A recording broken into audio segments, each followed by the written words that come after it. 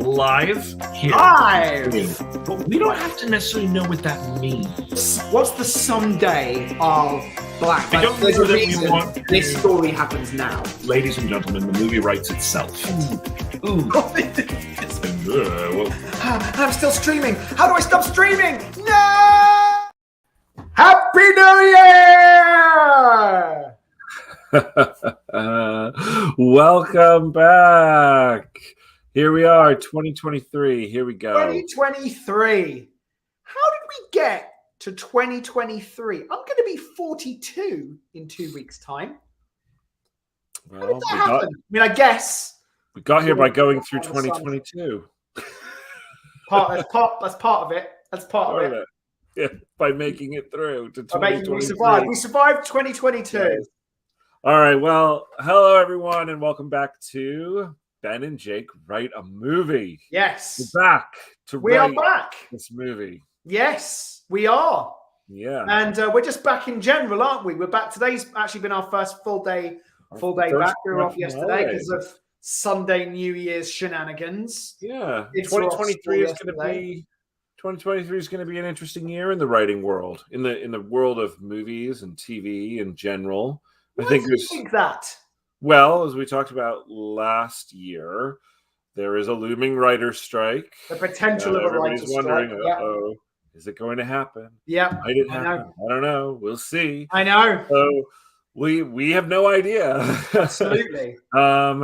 And For those perhaps who are watching who don't know what a writer's strike might mean, what does that mean? what does that mean? What does Well, that it mean? means a strike.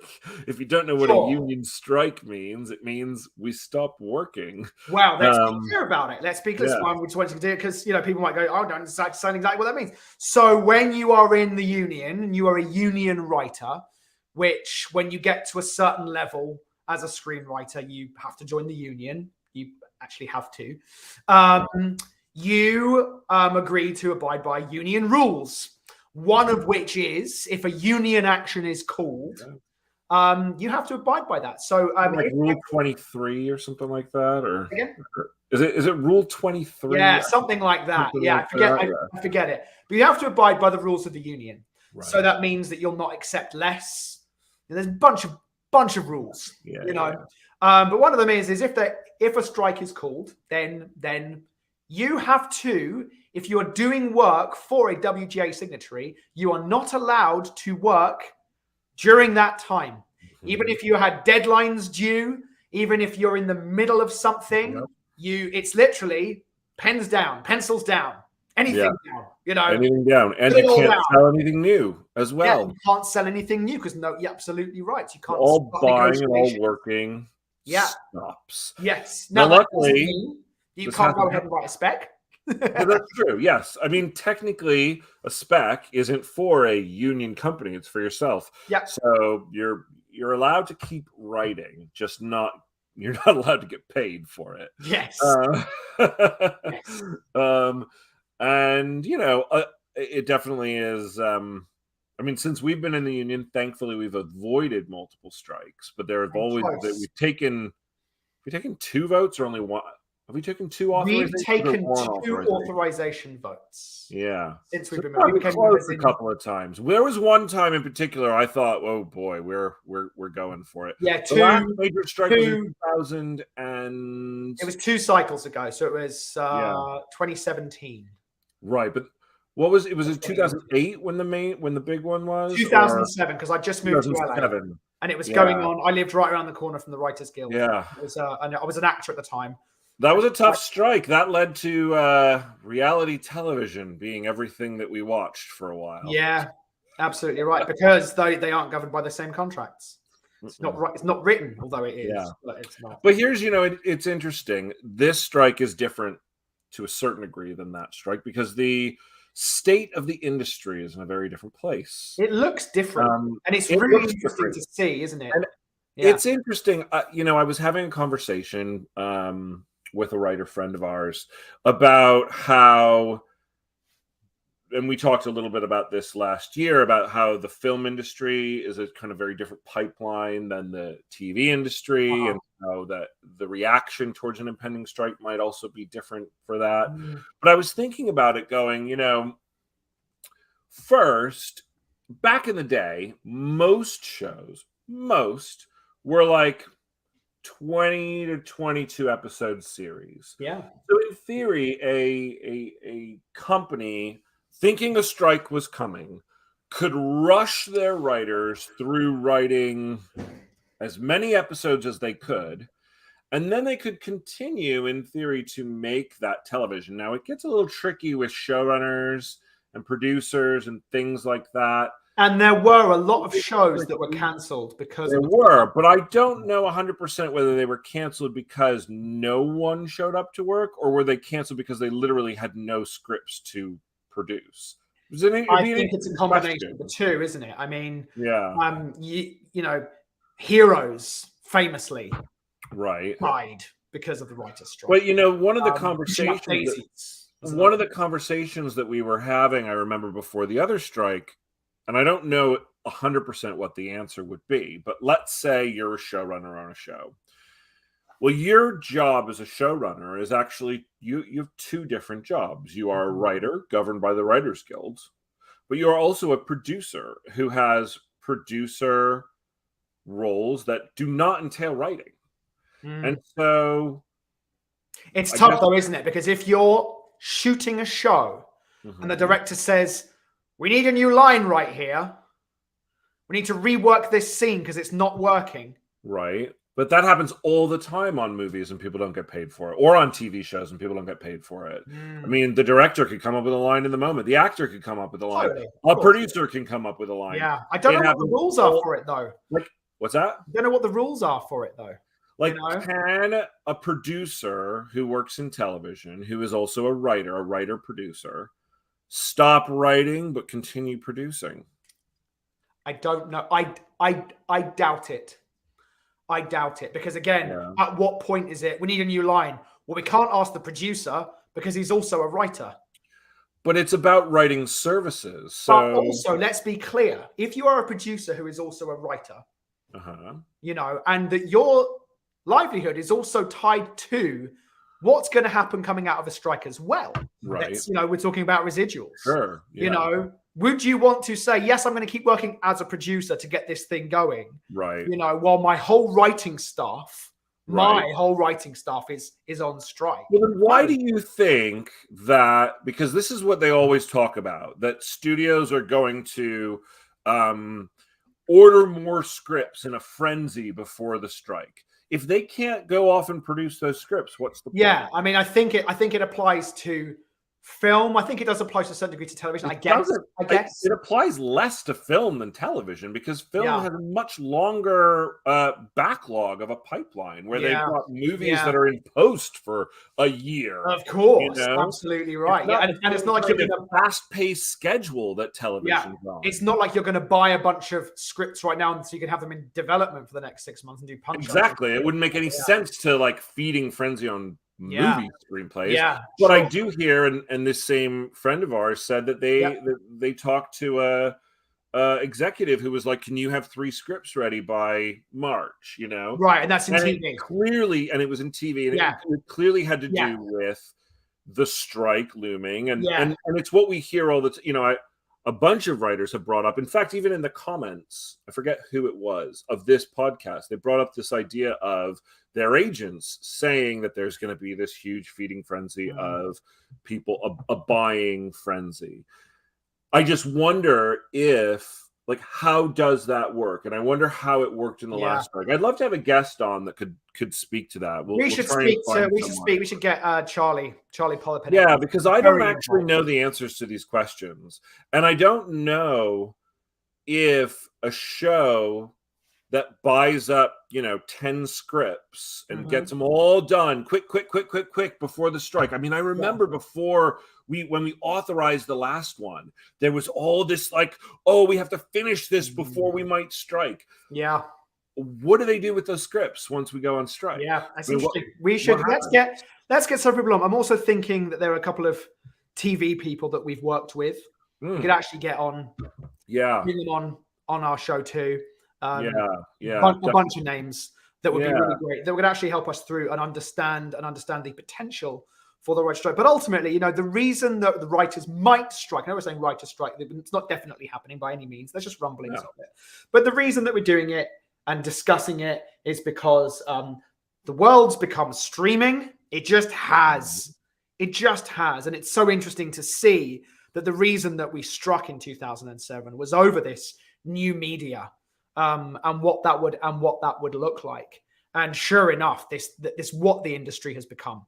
And the streaming is now becoming ad supported. Absolutely. So right. we're in a cycle whereby we went from ad supported content to it's all subscription based, which means we have no idea how much the streamers are making. And now all the streamers are coming back around to ad supported content. I would like to say this isn't the case, but I think it's going to be a violent and bloody strike.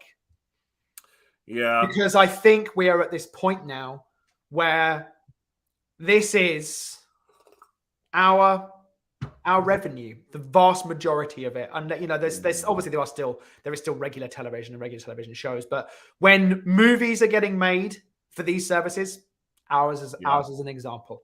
If you had told me when we first started writing, it's going to be on Hulu, which didn't launch until just after the strike, last strike in 2007. Be like, that's what it's going to be. You'd be like, oh wow, like we couldn't have imagined it. Yeah. So, I've heard a few different perspectives on it, and I think that a lot of people think it's going to be really, really tough. I'm hoping. I mean, the first thing is that a lot of people believe, and I think this is probably actually true, it's going to come down to Disney and what they decide to do, which is tough because Disney's such a giant player. I mean, Disney's who made our movies, so we're grateful to Disney. But they, between Hulu and Disney Plus and ABC and Disney Channel and all their other affiliates, they control a lot of the market. And so, what they decide to, if they fold, the rest will probably fall in line. And if they stick, the rest will probably stick with them. Of course, it's not done on an individual company basis like this. It's a group, but they have bargaining with the AMPTP. But they are represents those representatives of these studios that within the AMPTP decide what they are and are not going to do. Of course. And always, as is interesting, is you've got Netflix, Amazon, and Apple that are not part of the AMPTP. And in theory, could come up with their own separate contracts, make their own deals. But again, when you have Netflix being one of the along with Disney, the chief streamer. I mean, they're the largest content creator. Netflix, I think it's like on a 4-1 or something like that. They make way more content than everybody else at the moment. But I think that there's two interesting things to consider. Number one is that Bob Iger just took over Disney again. And is he really going to want his last legacy? Because this could be his comeback. Does he want his last legacy to be his entire entertainment division shutting down for a period of months? Well, again, it is different. It's talking about how the industry has changed. We talk frequently amongst ourselves about the fact that you can sell a show all year round now because you're not bound by the typical television cycle, for example, which used to be you would kind of pitch in the summer. You'd find out if you sold the project. You would write it in the fall and rewrite it in the winter. You'd find out in January if your script was going to get made into a pilot. If it was made into a pilot, then it would go to upfront. There's all these different things that used to follow this cycle. But now that doesn't happen with the streamers because they don't. What does that have to do with the strike? What it means though is really in terms of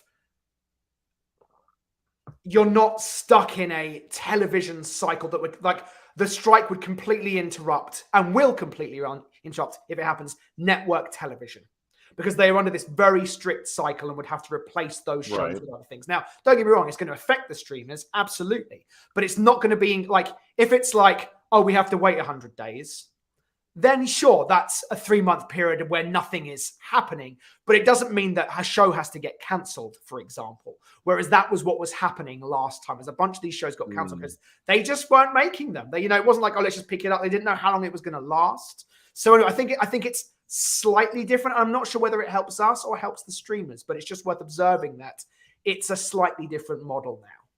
Yeah, I mean, and it's also short seasons, Absolutely. which is also completely different type of a model as well. Indeed. And then, of course, part of the whole streamer wars that people have talked about now for the last 4 years, approximately, has been the release of new content. How do you keep subscribers? And the model has been, I don't know whether it's for better or for worse. To me, I mean, on the one hand, as a writer, you want to see as much content created as possible because there's more opportunities. On the other hand, if that content isn't good content, then as a consumer, it's not great. So, I know. You've seen this idea that the way to keep subscribers is to be releasing new stuff every week, because there's always that new thing to watch. Whereas the old model was people would watch, let's say, CSI every week. Yeah. So all of a sudden, if you're into reruns, people stop watching because they've already seen that episode. Yeah, totally. The new model isn't about, oh, we have to play reruns. It's, we're not going to release anything new. Well, what I was thinking as you were saying that is will they start to think about staggering releases and go, well, rather than releasing a new show every week, a new movie every week, will it be, well, we'll do that every 2 weeks? So they've got the stuff made for the moment, that will be coming out during. It's for the period after. Right. But that's the other thing about short seasons, right? Is when you've got, and because the TV cycle tends to move much quicker and the production moves much quicker, if you've got a show that's only 6 episodes long, 8 episodes long, well, that, depending on when you plan on premiering that show, well, it may be over. I would be intrigued to see if somewhere like Netflix, if there is a strike, there'll be a strike, actually we're going to release episodes weekly and change their model for a time. I've been watching 1923, the Yellowstone prequel, the second Yellowstone, the sequel to the prequel for Yellowstone. And, that comes out every Saturday. And you go, oh, I have to tune in every Saturday to see the new episode of it. Right. That. Disney Plus has been doing that. Amazon does that. Absolutely I mean, Netflix is actually the only streamer left that does the full drop at this point. Absolutely. I think everyone else does weekly drops. Everyone else does weeklies. But you've got a lot of chaos going on. I mean, HBO, Warner Discovery, nobody really even knows what that is anymore. Yeah. We really have no idea what it's going to be by the time April rolls around. Yeah. Like I said, Iger's back in charge of Disney. There's a lot of rumors going on about whether they're going to offload ESPN. Yeah. There's a lot of rumors about how they're going to handle their content and how much content they're going to be producing. That places are going to start scaling back due to stock issues. So, if the streamers are already prepared to scale back, then our threat of a strike isn't as strong, is it? Yeah. So we don't know. Anyway, I don't want to keep talking about this because it's kind of a negative, and we're going into a year. We are going into a year of positives. Yes. We'll keep everybody posted on what we hear about the strike, and we will definitely have at least one guest on who knows more than we do, because there are plenty of people who know more than we do. And it doesn't happen. The negotiations that happen until, I think the negotiations will start in April. But early April is usually my birthday weekend or something. That's right. Yeah. But our contract is up in May, isn't it? Yeah. So, It's usually about 4 weeks of negotiations before the actual end of the contract. Yeah. We'll start having meetings in the guild in February. March. Yeah. All right. So yay. So positives, just for like maybe a minute or two. We're going to go in, we're going to keep working on this wonderful script, which I realized over the break, because a bunch of people asked me about this project that we're writing. And I realized I even pitched it to a friend of ours. And the idea itself, well, I love it because we're working on it. Sure. It's not as high concept as a lot of our other ideas. Yeah, it's not. Yeah, I hear there that. needs to be a snappy way to pitch it. I don't have it yet. Like when I said to someone, oh, it's Terminator 2 with a demon hunter, and the Antichrist. Yeah, they go, huh? Like, what is that? I have no idea what that is. It's a terrible pitch. Yeah. Yeah, like, totally. Yeah. We do need to figure out a way, and I think it's valuable for everybody watching too, to go, how do you pitch your script to get someone to read it? Totally. Yeah. And it's not it's not a log line. It's exactly right. I don't want to sit down and, by rote. Yes. When a so-and-so, okay, so-and-so, she must in order to blank. Right. When the Antichrist is revealed, a demon who's been living on Earth. Yeah. It's like, it's almost like sometimes the best way to pitch a project is just through one scene. Yeah. And sometimes it's through concept. Sometimes it's this with this, and you go, oh, that's great. Yeah, why have I never put those two flavors together? Right. I think the best ways to pitch a movie is if you can find, and I agree that the scene is nice, but if you can find a way to clearly put a picture in someone's mind in one sentence. Yeah, totally. Then you've got them. Like, how do you hook someone in 5 words? Totally. I always remember a very early meeting we went to. It was we were talking about him earlier. It was the production company Broken Road, an executive called Sean Robbins over there. He said, I just had the best pitch in 4 words. And it was Santa in witness protection. And I remember that going, that's fucking great. Because you instantly go, yeah, I know what that movie is. With that one, I don't know, but it was like, what a great way to just go, bum, bum, bum, bum. You go, yep, got it. Yeah. Great, awesome. Right.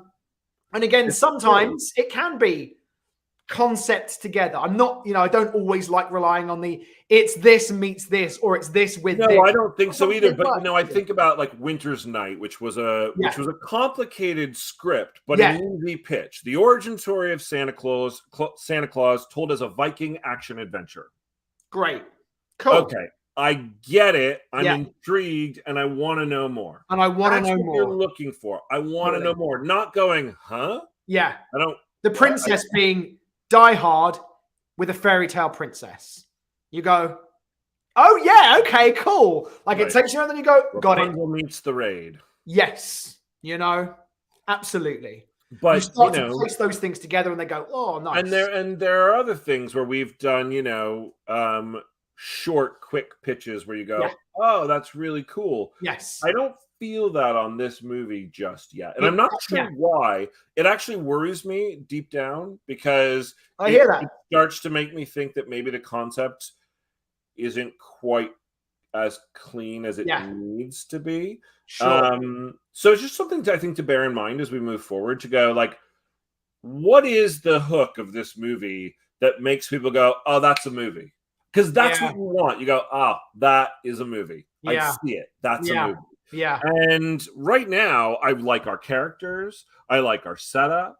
I like the action scenes that we've created. Yeah. I like the emotional journeys that we're talking about. But I don't have that thing that goes, that's a movie. Yeah, I hear that. I absolutely hear that. And it is valid. And I'm still excited about this project. Well, and not all movies have that. If you were going to, pitch out, give me an example of I was thinking about Legion. Yeah. One of the movies that we watched for this. And you go like, what's the high concept pitch for Legion? I go, I don't really know. Right. There's a lot of complex, but I go, angels trying to. I couldn't tell you what the high concept version of that is. I think it's just that that people from our ideas generally look for that. Yeah.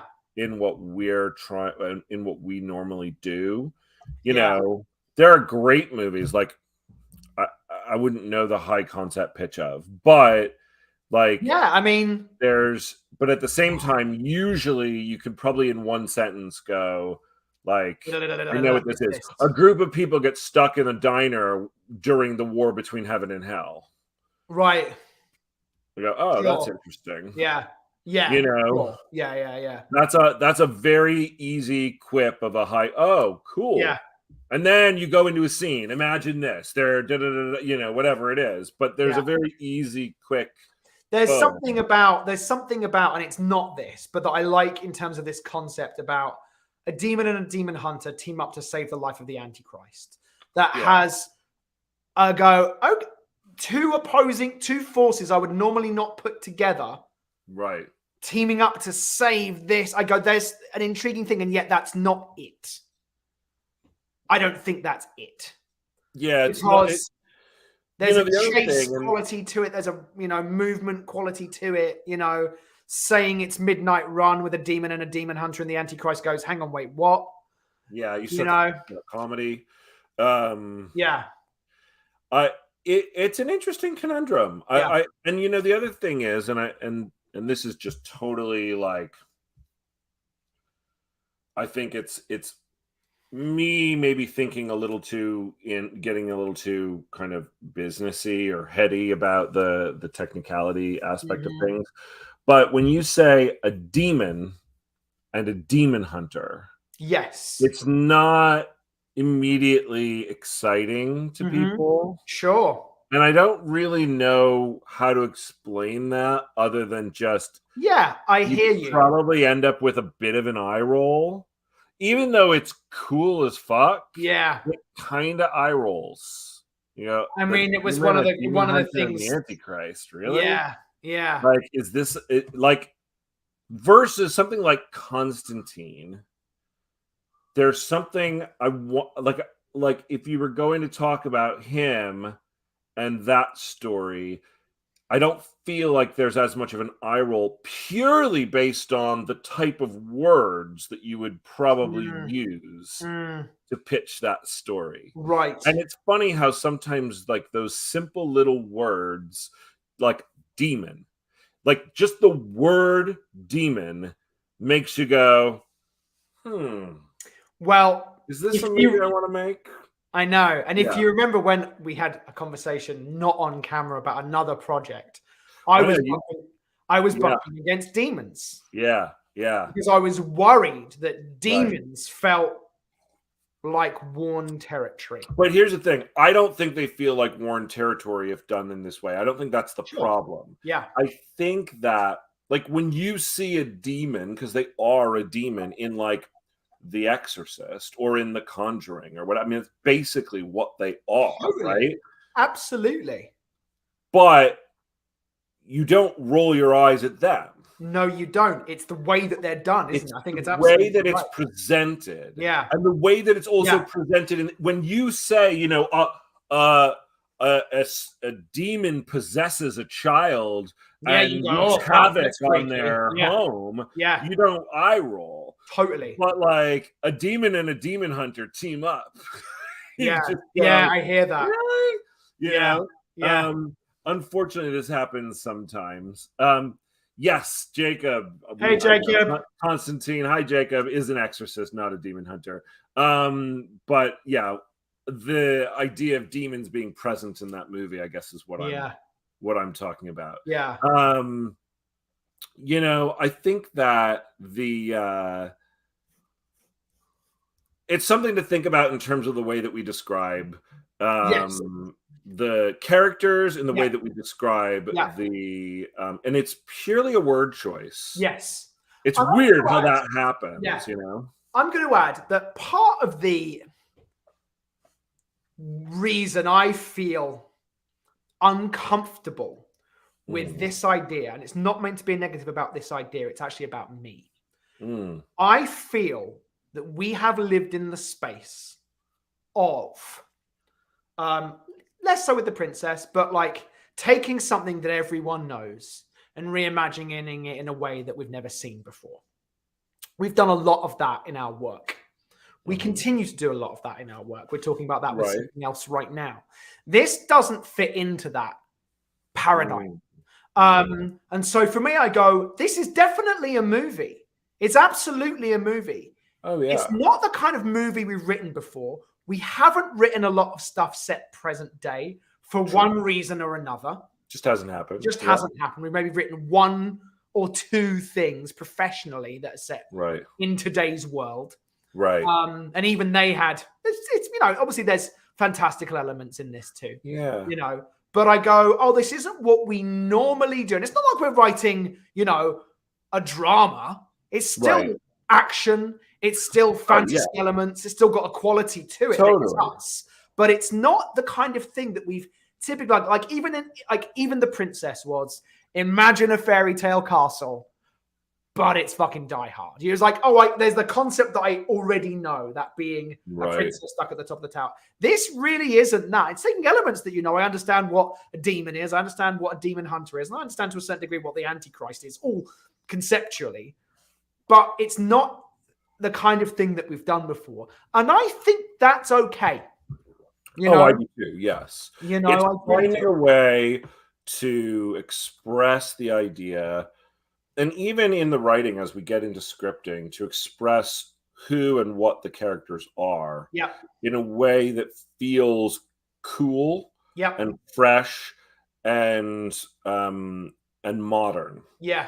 And not in a way that makes you go, do I want to watch a movie about demons? So I don't know. Again, I'm not coming really with answers. These are just ideas and things that have been kind of percolating over our break, which was an even longer break than we expected because I had COVID. We did end up having, I think, one episode where maybe I was recovering. I can't remember. To get on it. Just kind of to think about as we move forward with our outline, because I think the concept and the story itself, like I said, I like the characters, I like the world, I like the mythology that we're creating. I like the emotional arcs of these and the journeys that happen, and I like the set pieces and the action. I think it's very popcorn, and and I wonder if there's a way to just kind of shift the broader aspect of how we kind of, and it's a macro shift, but is there a shift that could be made to where you go, oh, that's what this is. That's what this movie is. It's interesting because I know we've been talking about the term. I just want to read Jacob's other comment here. He said, your idea, the princess, brings something universal, adds something fresh. Midnight Run, Demon Hunter, is very interesting, but not universally understood. I think that's probably a valid observation. Midnight Run isn't necessarily universally understood. Right. Years ago, I hadn't watched it. We were talking about it in terms of another movie as well, weren't we? The Terminator, though, I think probably is. But this movie feels less and less like that. Yeah, it's far more Terminator 2, isn't it? Drive that does not let up in either Terminator or Terminator 2. You have this constant thing. He's behind us. He's behind us. He's behind us. He's behind us. Well, yeah, I mean, as we've talked about in Terminator 2, it shifts. It shifts slightly, but you still have this thing of like, he's out there. He's looking for us. Yeah, but this movie has that. I suppose it does. It does. Yeah. With our evil demon character. With Zod. Yeah. But it doesn't quite have. Again, it's like, what is the fresh twist on this kind of broader thing? And, sometimes that doesn't necessarily come immediately. Again, it's like I feel like I'm hooked into, and I really like this idea of a demon who has rejected that life, lives on Earth, wants to be normal. It's interesting. I find the character really interesting. Yeah, I do too. So I go, what is that? I mean, I've never seen that with a demon before. Right. Like, I've never seen I guess in theory, it's kind of what Lucifer does. You have a Hellboy quality to it as well, I suppose. A what? Hellboy. You Yeah, I don't know, think of, it's funny. I don't think of Hellboy really as a demon because he never really lived as a demon. He was a sure, yes, baby. he was, He never yes. really was there. He's just, yeah, he kind of, He didn't make, yeah, he didn't, he wasn't that, and then decided to be something else. right. He's It's just slightly kind of, different. Yeah, yeah, it's a different thing. yeah. But I wonder, like, Lucifer for sure. what's that? Lucifer for sure. Lucifer, Yeah, yeah, but in a very kind of like obviously very comedic way. yeah, Um, but yeah, it's finding a way to go, what is that thing that makes you just say, and this is where I'm going to bring it back to like how to pitch the movie. mm, Because at the moment this movie is, I would say, completely execution dependent. mm. Someone would need to read the script, and what I mean by Yes, execution dependent for anyone yes. listening, it's a phrase that gets tossed around in Hollywood a lot, Hmm. which is hysterical to me because everything is execution dependent. Yeah, but what But that, yeah, generally though, yeah, specifically what it means being that I can't know whether this is a movie until I read the script. yes. This is not a pitch. I mean, I guess in theory it could be. You could explain it. You You can could tell explain the it, story.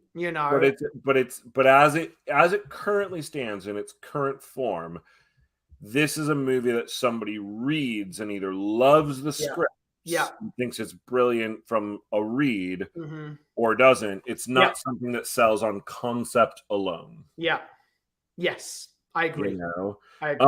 which is not, like you said, not Yeah, usually what we do. and it's interesting, isn't it? Because we have another action movie that we, been toying around with for a little while. I won't pitch it here because it's secret and special and safe. It's a secret. But you go, it's this in this.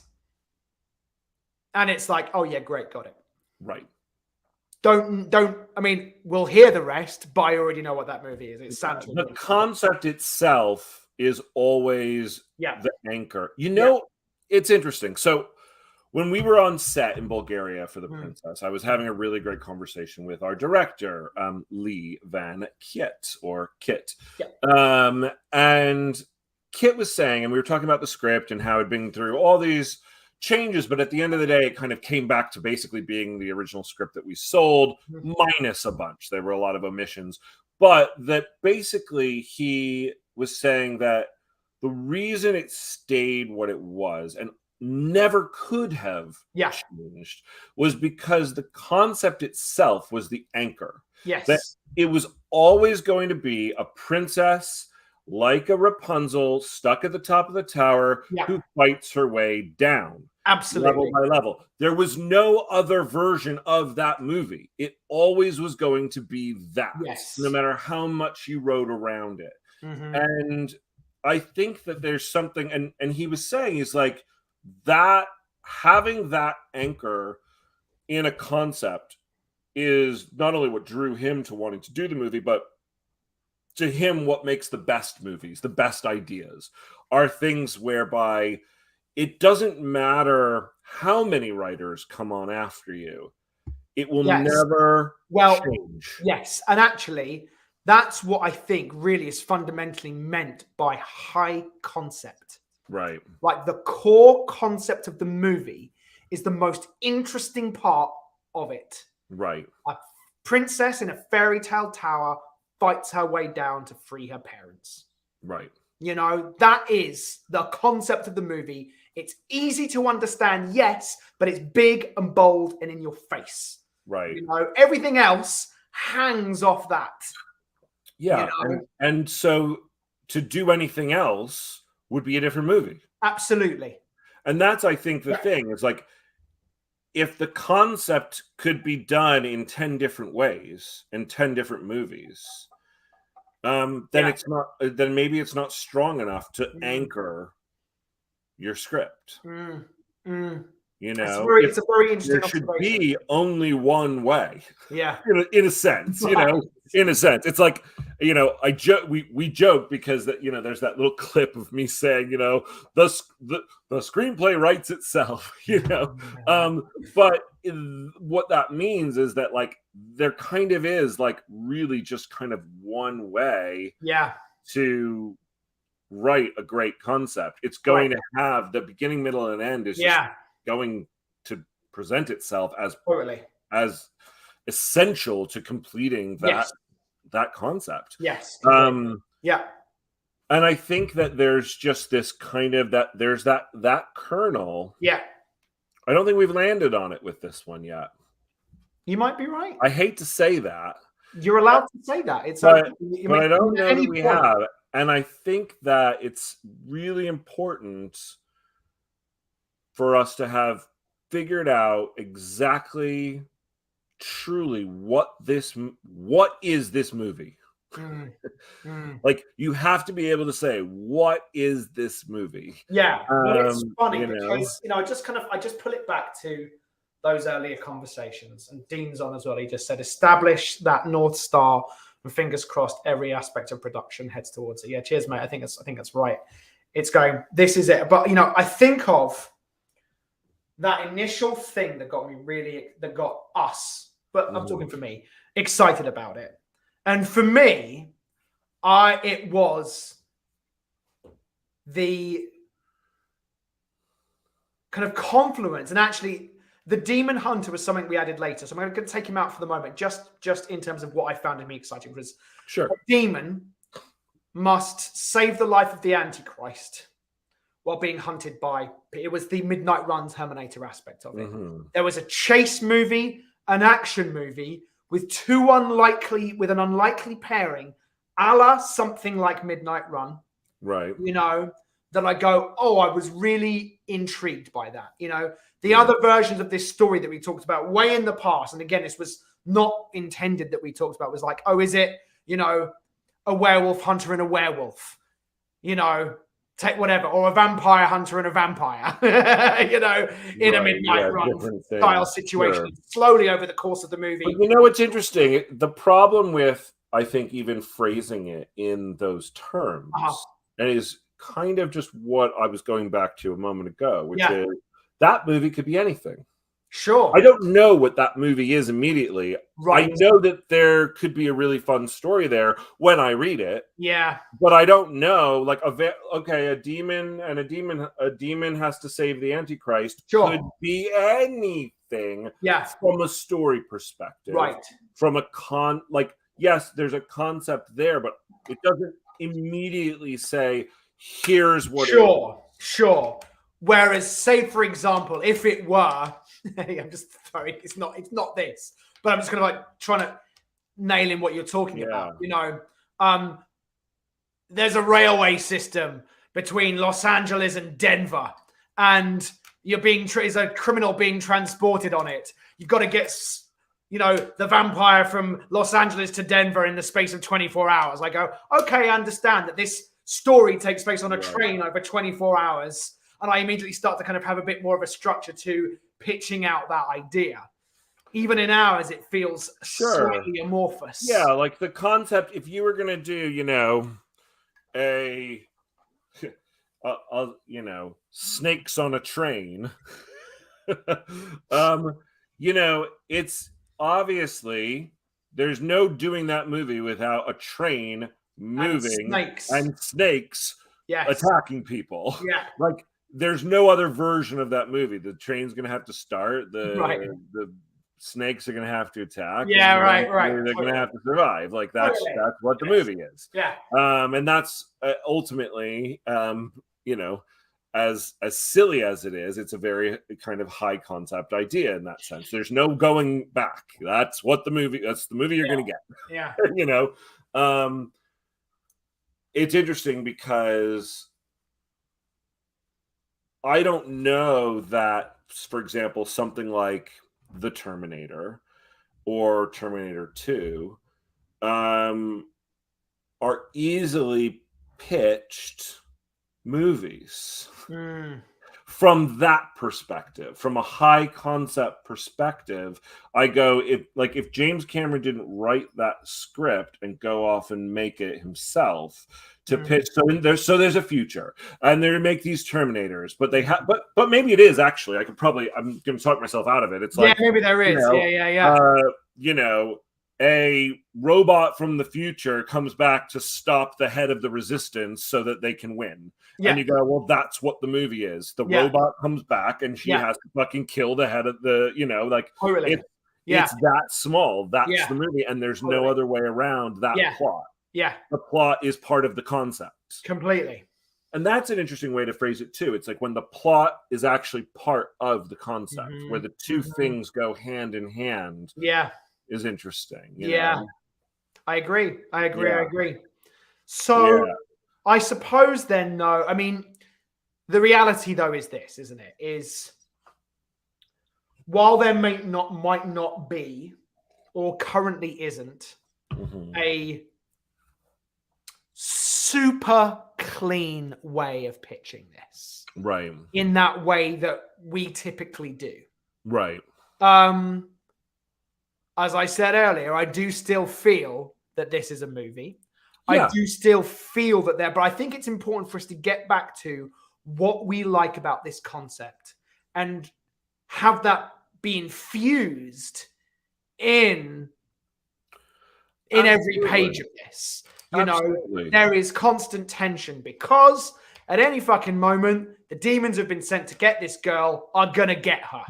Right. You know, you got to keep moving. You got to keep running. You got to find a solution because otherwise she's going to get got and the world's going to fucking end.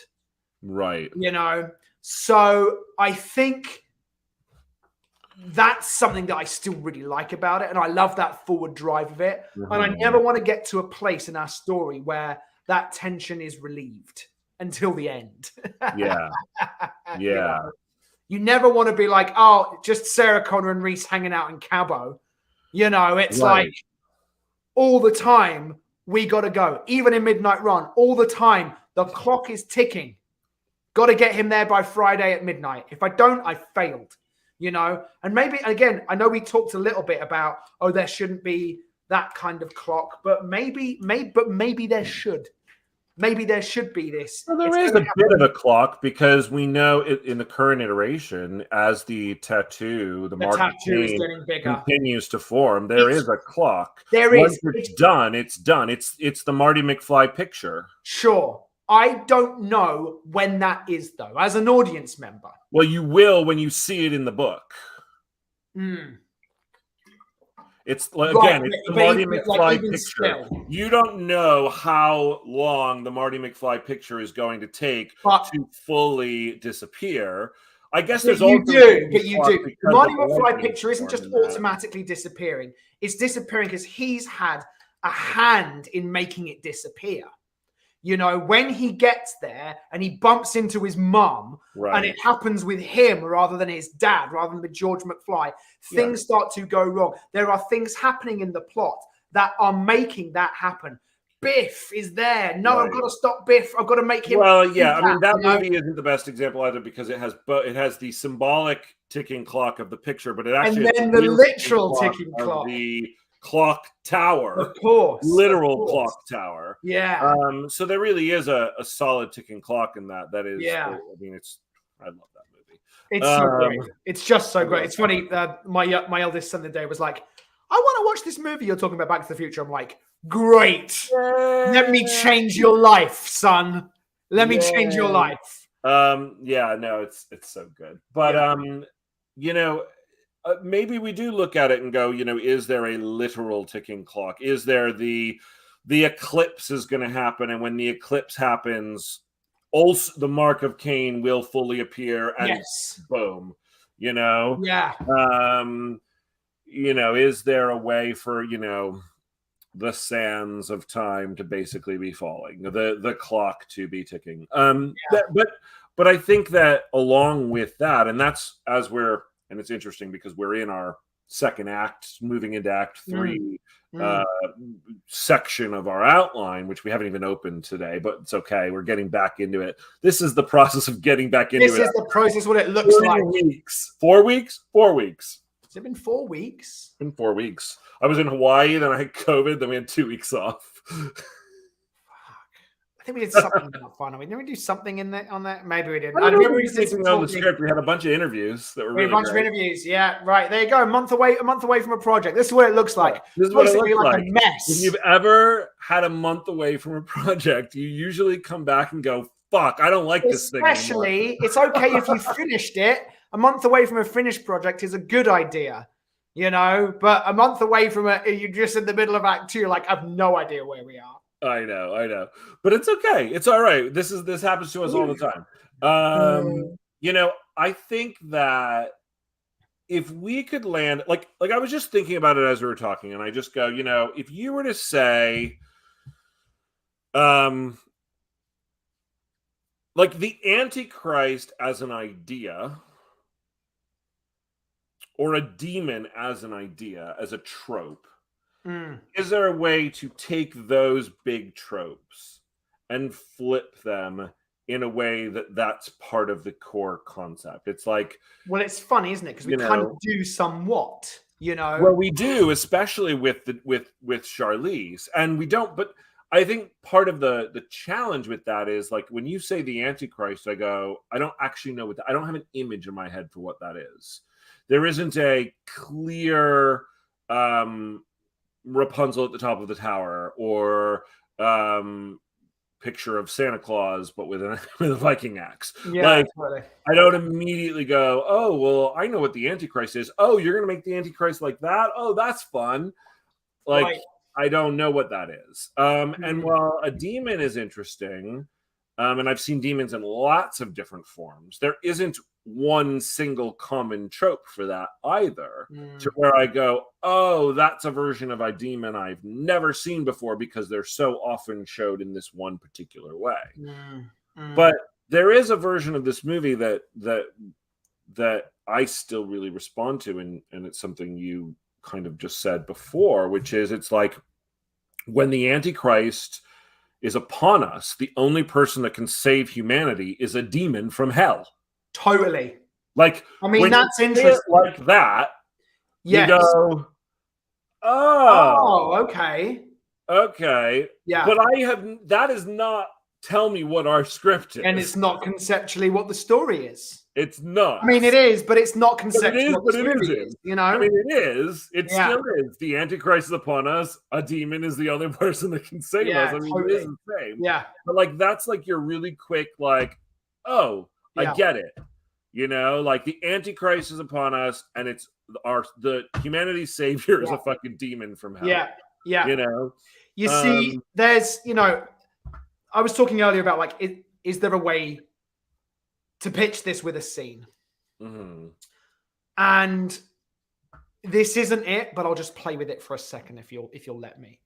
It's so with a young girl, a young woman, she's in Portland, she gets back from an AA meeting, and all of a sudden the windows smash in and she's attacked by fucking demons. Yes, demons. She doesn't know what the hell's going on. She jumps there, runs down the fire escape. Standing there at the bottom of the fire escape is Charlize Theron. And get this, she's a demon too. But this demon isn't here to kill this girl. She's here to save them. Save her. And get this girl is the Antichrist. And, like, along those lines of kind of going, like, setting something up in that way and going, and what happens is this crazy fucking road, crazy chase across America where they're being pursued the whole time by these demons, all to try and stop this girl from turning into the Antichrist on fucking Sunday evening. And it's like Terminator / Midnight Run with a demon and the Antichrist. Like something like that. Just to go, oh, okay. I've got a character or two. I've got a scene and a concept that's going to subvert my expectations. Again, that was very rough and it's not good. But just along those lines of going, picture this, you know? Right. Yeah, I mean, I think that's the kind of thing that can definitely lead you into, it's a hook pitch, a conversation. Yeah, that's what's called a hook pitch. It leads you into a conversation. Yes. But I also think that you want to be able to say it's blank. At the end of that, you go, it's this. It's but that's the point. I think you set it up with the hook pitch. Here's a character, here's a scene. Here's what happens, and it's the Terminator, but with the Antichrist and a demon trying to save our life. And you throw in the fucking demon hunter in the fucking script. Yeah. I don't know that the demon hunter character is essential to the pitch either. Absolutely. I mean, the idea it's like a demon and a demon hunter team up to save the Antichrist is a fun, quippy thing, but it also sounds like a comedy as well. It actually does. It's like a demon and a demon hunter walk into a bar. Right. That's why we've got the line in the script. I know. But it's interesting because the idea of like very clearly defining this kind of core root of the movie that cannot be changed without it literally just becoming a different movie. Like if you were going to say, for example, that, I mean, look, it makes zero sense. This is a really bad pitch. Go. It's okay to do bad pitch. Okay. But it's like if like, if it's about like you have to stop, a demon has to stop the Antichrist from being born on Easter Sunday. Mm-hmm. Sure. Then like there's like the concept of the story is integral to the plot of the story. There's no way of going back. The movie is about the Antichrist being born on Easter Sunday. Yes, sure. Yeah.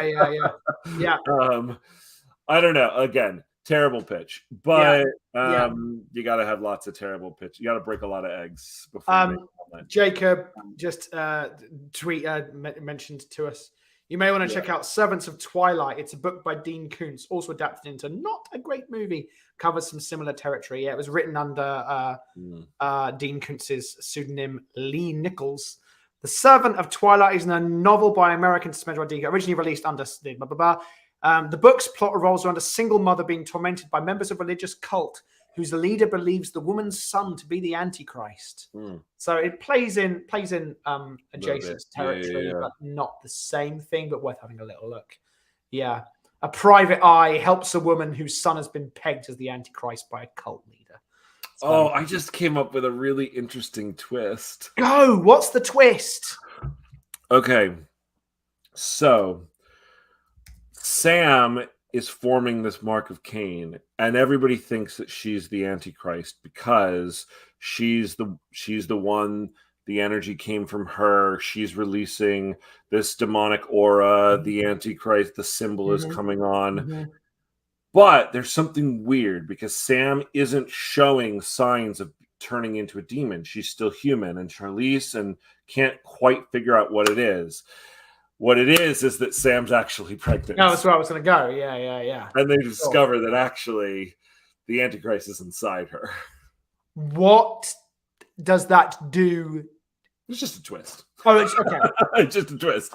I haven't thought it through to know exactly what it does, other than Sam was never the Antichrist to begin with. Yeah. There are elements in that which do live in adjacent spaces to Legion. Because in Legion, in fact, it's Palicki. What's her name? Adriana Palicki. And I was like, oh my gosh, I didn't realize this was her. But it's Adriana Palicki, and she's pregnant. Oh, okay. But in that version, she's pregnant with the savior of humanity, literally the opposite. You know. But in that, it's complicated. The Legion's complicated because it's not a war between heaven and hell. It's just heaven coming to destroy humanity. That's very strange. Anyway, but yes, potentially. The idea, I guess, basically would be that we would be thinking this whole time that she was the person that they needed to either kill or fix. Yeah. Only to discover in like the end of Act 2, early Act 3, that actually this whole time she's been pregnant and they didn't even realize. I wonder what that does in terms of it being a real twist. Like, what do we do differently because of that? In what way do our actions change? In what way is it like, oh, hang on a minute, this now instead of that? So that's why I question the true twist nature of it. As a comedy, Dean says, Yeah, I critics see hated what not to Dogma. do. It may be worth watching Dogma. Yeah. I don't usually comment on movies I don't like, but that's one of them. Um, I only saw it. Well, I saw it when it came out. I saw it I when. walked out of the theater. I have not Did walked out you? of the theater on many movies, but that was Wow, one. you walked out of that one. Literally, yeah. Got up and looked at my friend I was with and said, "Can't do it anymore." A road trip about Jay and Silent Bob trying to stop a pair of angels from bringing about this end times by guiding the second coming of Christ. Yeah, that's interesting. That is there's a quality of Dogma to it. Yeah, it's Yeah. interesting. Yeah. We should Anyway, probably wrap up. Well, I've done a lot of talking on this in this hour and not a lot of worky. But this is isn't work. that I mean, part this of it is, though? yeah, of course it I is. think that, these kinds of creative conversations are exactly the kind of work that Yeah. I think a lot of people don't realize is so important to the process of coming up with a Indeed. great movie. I mean, I Indeed. think that figuring out while, you have all these puzzle pieces, a screenplay comes from all different directions, right? It's like we go, ooh, well, we like this idea. Ooh, we like this character. Ooh, we think this is really cool. Ooh, this plot line could be good. Set piece here, great Right. action thing here. All these puzzle pieces, right? Yeah. And I think that sometimes you get distracted by all the beautiful puzzle pieces, but you don't actually know what the puzzle is. Right. Yes. And know? sure. Yeah. And I think that there is a puzzle. There is this, like you've said before. I do think this is a movie. I would see this movie. Totally. I think that there's a way though into this movie that we haven't quite nailed to be as bold, as fresh, as modern, and as kind of like anchored as it could be. Yeah. And so I think I want to put that as a challenge. Yeah. Okay. Great. Maybe we can continue to talk about that tomorrow. Sounds good. Excellent. Great. All right, dude. Well, thanks everyone for joining us. If you haven't already on the YouTube channel, please subscribe. It just makes us feel good about our lives. And please feel free to leave comments on any of our videos. We've put out a bunch of other slightly shorter videos, haven't we? Our fantastic production assistant Nick has been compiling short clips of our little talks from before we write and some of our interviews, and they're fun. This is a question from Chris, though, that's just come in right now. Oh, okay. Sure. Says, if it weren't for the Ben and Jake Write a Movie broadcast, is this about the time you might consider dropping or delaying this idea and pivoting to something else, or do you normally push through? That is a really good question. Yeah. And we've had periods in the past where we get stuck on ideas. I don't feel stuck on this idea. No, I don't either. I think that what we're talking about right now is having had some time away from this idea, how do we make it better? Yeah, how can we make this better? How can we make this cleaner? What's the beating heart of this movie? What's the core thing that it's easy to get away from? But I think it is a good question, Chris. Yeah. I agree. And I would say the answer to the question is no. This is not when we would normally give up or delay an idea. And here's why. We just talked about this problem for half an hour. On a normal project, if this was not the podcast, we might talk through this problem for 8 hours or 16 hours. Yeah. And if we can't come up with something at that point, maybe we would delay the movie and go, you know what, let's put this aside, think about it more. If we can't figure it out, it might come back later. Yeah. But a half an hour, creativity doesn't just strike like that. So, I agree. I wouldn't give up now. Yeah. And again, we have had moments, and we talked about this off camera about a project we had last year where we just we were plotting something out. No matter how many different ways we tried to attack this problem, we just couldn't figure out how to make it work and make it happen. And after a lot of hours of going, I just don't know, we put it down. In hindsight, I think I would have preferred if I had stuck with. I think I was probably one of those like going, I don't know what this is. I maybe want to give up on this.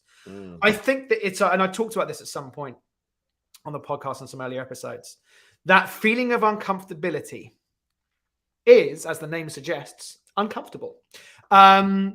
Because you don't know.